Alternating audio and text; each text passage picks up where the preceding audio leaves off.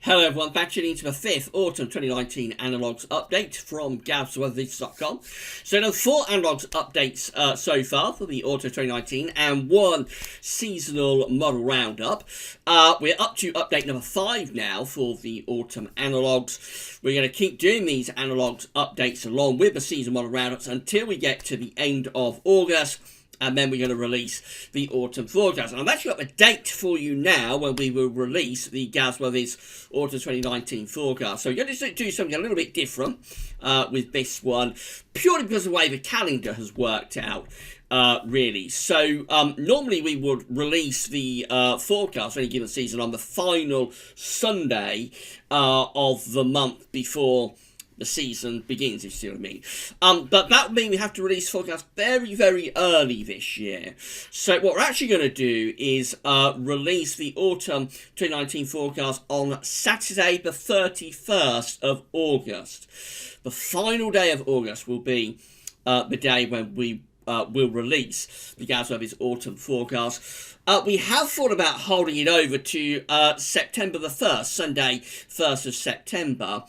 But we want to release the first winter update on the 1st of September. So if we did that, it would mean we couldn't release the first winter update until kind of like a week later, which I suppose would be the 8th of September. That would be a little bit late. So the calendar's very funny this year. So we've been juggling around with things, trying to work out what to do. And the best that we can come up with is the autumn forecast to be released on Saturday the 31st of August, and then the first winter update will be the next day, Sunday the 1st of September.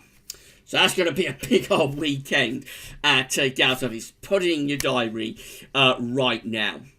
But get ahead of myself, really, because we have got the we've got plenty more autumn updates to do, including the 5th update. I'm going to get on that for you very shortly. Just say that GWV's study roundup will be coming up later on this afternoon. Going to be your eclectic sunny afternoon mix of this and that, and we're going to go through the data and see what's happening with GWV's Sunny Roundup on the homepage this afternoon at GWV.com. This obviously going to be quite a long video, as the autumn updates usually are, so this video will be placed on the autumn updates forecast page with written summary going over everything that we discussed in the video, and I'll get that up for you this evening. Big thank you to Analogues guru James at Quill for getting all of this week's Analogues together. And without further ado, I think we'll get on with the 5th Autumn 2019 update. So we're looking at precipitation, actually, this time. So we're going to look at the data for precipitation, and annoyingly that's flipped over, so let's see if we can get it back to the page that I've got up. And if we go to rainfall, there we go. So we're looking at June precipitation. I'm going to go out to the anomaly, there it is, and you can see it was a very, very wet month in June 2019, really wet month across England and Wales, actually coming out with 115 millimetres for June 2019 for England and Wales. It actually places it within the top 20 wettest Junes on record. So that's what we're going to be looking at for this particular Analogues update. We're going to look at the top 20 wettest Junes and the autumns that follow them. And you'll see exactly where in that top 20 the June 2019 is placed, of course. So the first year that we can look at is 1927. This coming out at number 20 in our list, in our top 20. Number 20 is June 1927. And this is how the autumn of 1927 is looking. So it's quite an unsettled autumn with below average heights to our north and east. It's also got a blocking signal up to the northwest of the country, and it's bringing quite chilly northerly winds. So I don't suppose it's overly wet, but it's quite a chilly autumn, I would have thought. Of course, it's setting up what does become quite a cold pattern as we get through into December 1927. The next June on our top 20 wettest Junes is that of 1985 at number 19, and this is how the autumn of 1985 is looking. An anticyclonic autumn. This one, a lot of high pressure dominated weather, low pressures in the Atlantic, jet streams doing something like that. Very interesting autumn. It's a very dry and warm September. October also is relatively dry and quite warm, and then winter bites in November of 1985. Has a cold November with cold easterly winds. At number 18 in our top 20 wettest Junes, it's 1991. And this is how the autumn of 1991 is looking. Overall, rather an unsettled autumn, with below average heights covering many northern and western parts of the country, above average heights in the Atlantic. Flurma jets going something a little bit like that. This has quite a warm and dry September, and then it gets more unsettled as we go through October and November in 1991. No particularly cold weather in that autumn. This is number 17 on our top 20 wettest Junes. It's the June of 1882. This is how the autumn of 1882 looks. This one is very unsettled, with below average heights over top of the country and a strong blocking signal up to our northeast. That brings us in these easterly winds. So just a very unsettled autumn, potentially quite a chilly autumn too, that area of high pressure sitting up across northern Scandinavia. Number 16 in the top 20 wettest Junes is 1987, and the autumn of 1987 looks like this. It's quite an unsettled autumn, to say the least. Below average heights out to the west of the country, above average heights to our east, bringing in the flow like that. So it's quite a westerly autumn, quite a bit of unsettled weather, particularly focused on October 1987, which is a very wet month, and also, of course, contains the famous Michael Fish storm. This is number 15 on our top 20 wettest Junes. It's the June of 1863, a very long time ago, this one. The autumn of 1863, with below average heights sitting to our west, above average heights to the east and also to the northwest. This one just looks like a very unsettled, wet autumn in 1863. Don't think it would have been overly cold, but it certainly looks pretty wet. Number 14 on the top 20 wettest Junes is the June, of 1871. This is how the autumn of 1971 is looking. This one's back to anticyclonic weather, so no particular trend at the moment, I don't think that's evident. This one is more anticyclonic, with an area of above average height sitting over the top of the country in the autumn of 1971. At number 13 on the top 20 wettest Junes, it's June 1958. The autumn of 1958 also looks quite anticyclonic, with above average heights again to our north and northeast. That feeds in generally an easterly flow. So quite an anticyclonic autumn. I think September 1958 is pretty wet, but it does dry out as you get through to October and November. Rather coolish autumn in 1958. Number 12 in terms of the top 20 wettest Junes is June 2016, so not all that far back at all. This is how the autumn of 2016 is looking. Very anticyclonic again. Above average height centred over and also to the northeast, and that brings in quite a lot of easterly winds in the autumn of 2016. That's a warm autumn and very hot for a time during September 2016. And then we're up to number 11 in the top 20 wettest Junes, and that is where June 2019 is placed, and of course we don't yet know what the reanalysis is going to look at for the autumn of 2019. So all we have for autumn 2019 are the questions to answer, and we'll be attempting to answer those questions with this and future autumn 2019 analogues updates. But number 11 with 115 millimeters is in the top 20 wettest Junes for England and Wales is the autumn or is for June of 2019. Let's move on to the top 10. So this is number 10 in terms of the top 20 wettest Junes. It's 1998, and the autumn of 1998 looks like this, unsettled with below average heights. Let's change the colour, extending through the UK and particularly into central parts of Europe. It does have a blocking signal up to the north as well, but it also has high pressure around the Azores, so it's rather a westerly autumn, but it is unsettled, particularly wet, I think, in October of 1998. November does dry out and turns a little bit colder as well in 1998.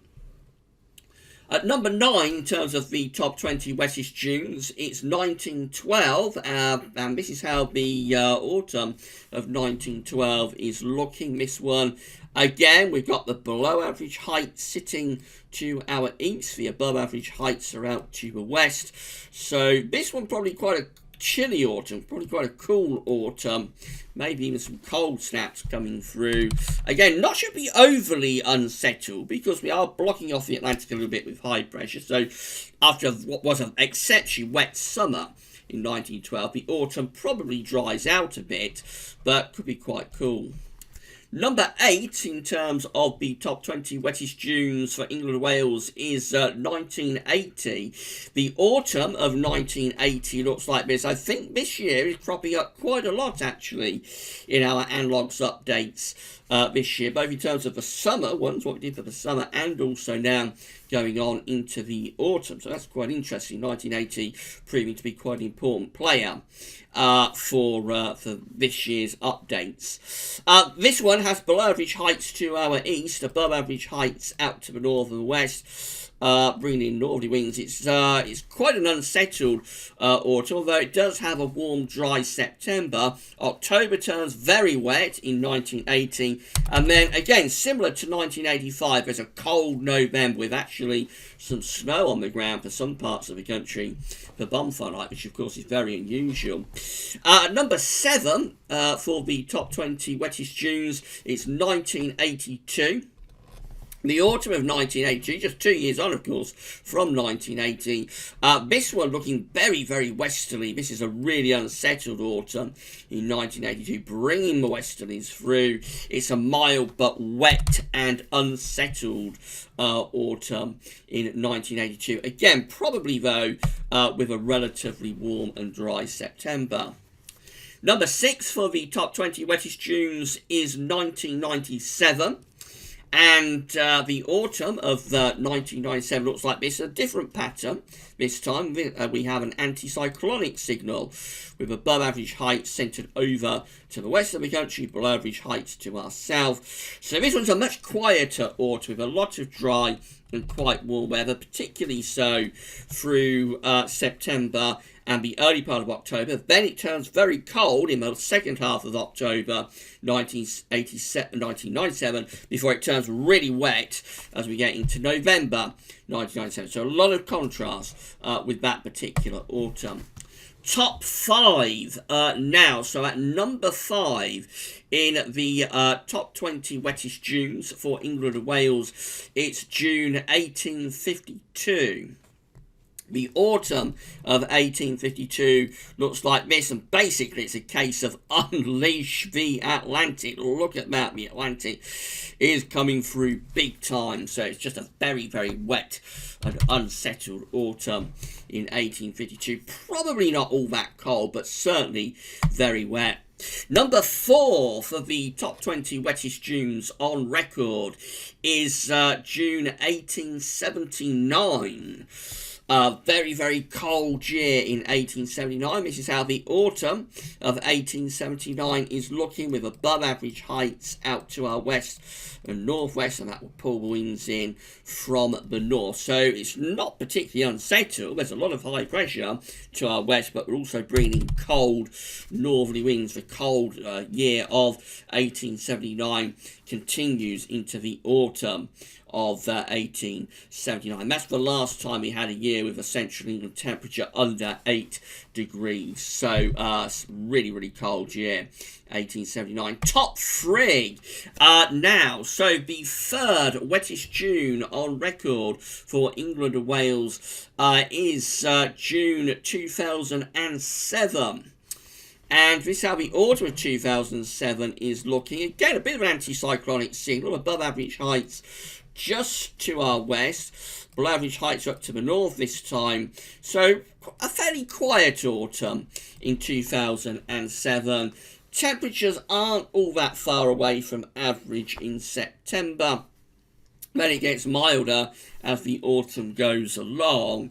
But it is pretty dry, which of course is a welcome relief after the absolute deluge that occurred in the summer of 2007, including, of course, June 2007.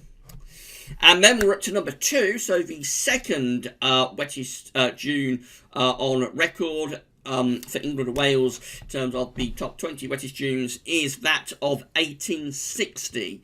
This is how the autumn of 1860 is looking, and again it has the above average heights to the north and the northwest. It has below average heights to our south, and we bring in these easterly winds. This could be a rather colder autumn, hints of northern blocking there in the autumn of 1860, maybe a bit wintry if that pattern carries on into November.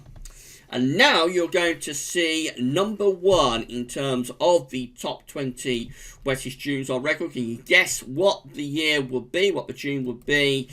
Well, it's 2012. So June 2012 is number 1 in terms of the top 20 wettest Junes on record. It's basically the wettest June on record. I've got number 9 there, but that is wrong. That needs to be number 1. There we go. Let's get it right. So number 1 is 2012, and the autumn of 2012 actually carries on with that very unsettled weather. It has below average heights over to the north of the country, above average heights are out to the west. Also has northern blocking, getting itself in position probably for the winter to come.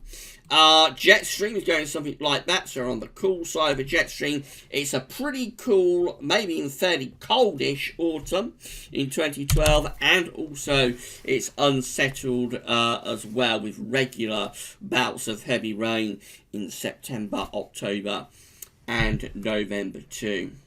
Right, so let's put all of those top 20 wettest Junes together and see how the analogues themselves are coming out. This is how all Septembers combined are looking, with following the top 20 wettest Junes on record.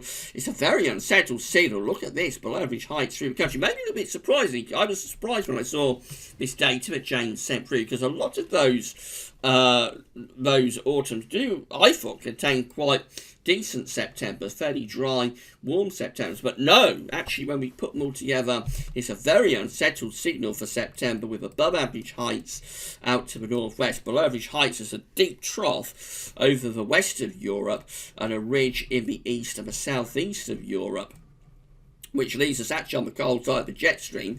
Just a very, very unsettled month is favoured with those top 20 wettest Junes. Really quite surprised about that.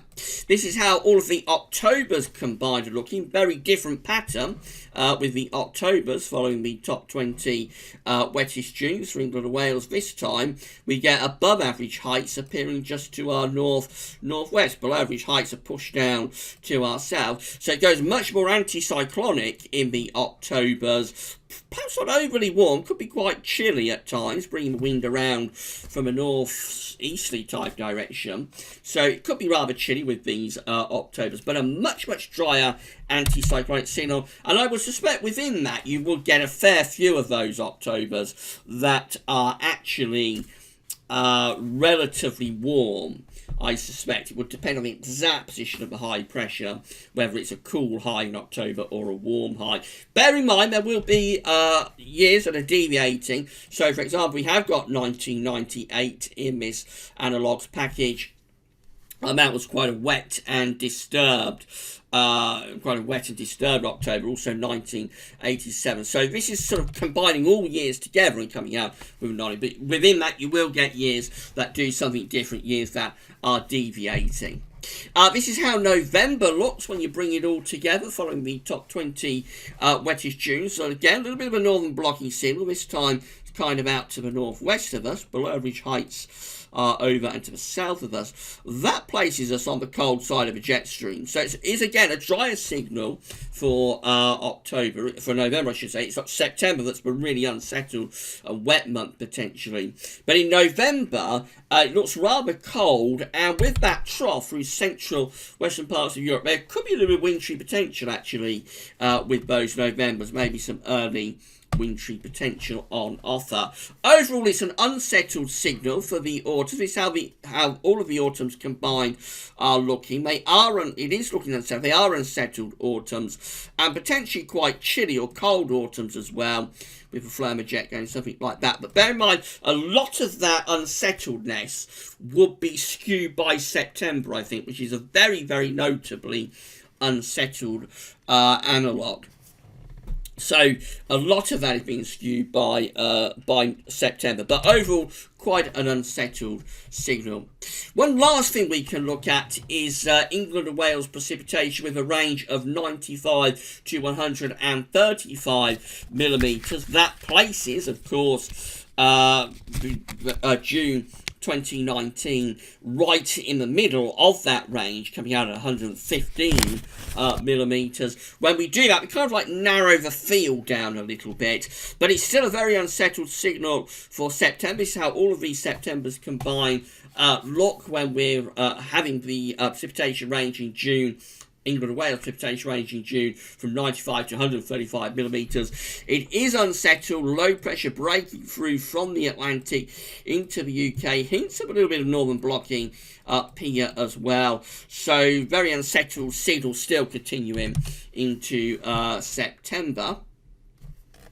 October looks like that. It's a rather more unsettled signal actually when we narrow the range down a little bit to 95 to 135 millimetres.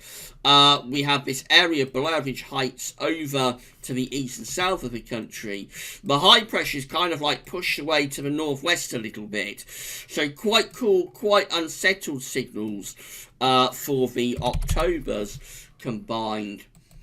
And then the Novembers combined look like that. Again, quite unsettled and not as much blocking, interestingly with the Novembers. So this is just very unsettled, wet sort of signal for the Novembers, but not as cold as the earlier all Novembers combined chart, because there is no particular area of high pressure to our northwest to force out cold air. What ridging there is kind of like across western Russia and eastern parts of Europe. So you think the cold air with that is probably plunging down to the southeast of Europe. We just look quite mild and unsettled, I think, with bringing in westerly winds. So strange how much difference you can get from relatively subtle changes with this.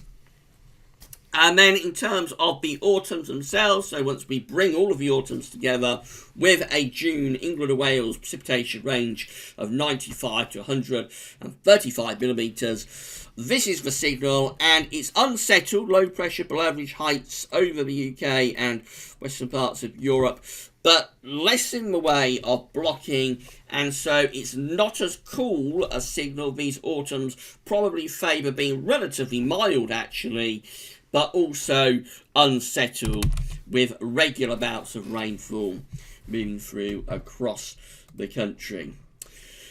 So that rounds it up for this 5th Autumn 2019 Analogues update. Quite an interesting Analogues package, I think, looking at this June precipitation. Next week we're going to look at June temperatures and the autumns that follow those similar June temperatures. And we will attempt next week to do a little bit of pattern matching, which is proving very difficult. So we have had a very, very unusual weather pattern for this June, but we'll give it a go, see if we can come out with some June pattern matches next week. So that's what we're doing for next week's 6th Autumn 2019 Analogues update. June data will continue.